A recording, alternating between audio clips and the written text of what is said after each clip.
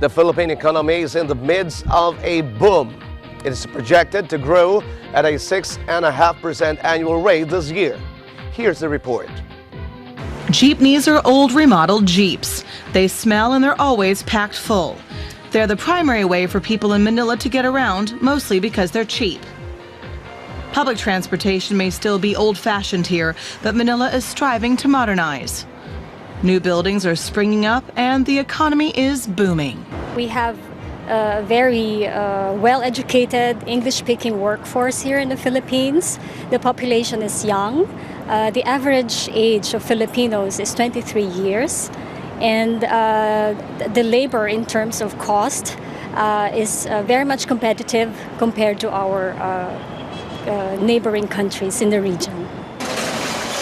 And more companies are discovering the advantages of doing business in the Philippines. One of them is German auto parts supplier Continental.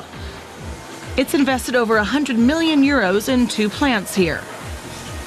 It delivers the state-of-the-art electronic components made here to car makers around the globe.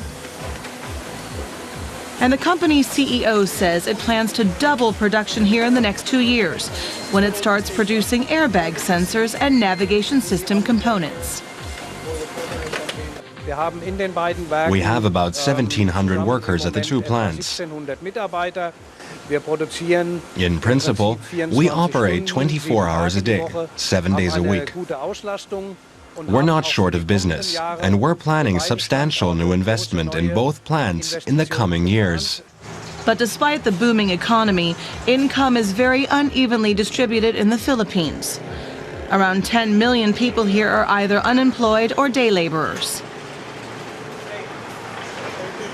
But the government wants to change that by improving education and social security. So because there is macroeconomic growth, one part of the problem is solved already. There is money flowing in. It's now just a matter of redistributing this to more communities and to more Filipinos. And you do that by inclusive supply chains, inclusive businesses, social enterprises. These are exactly what we need to do to be able to redistribute the wealth. This is the Manila Bay neighborhood, long a popular meeting spot for young Filipinos. Many of these young people are now hoping for a much brighter future.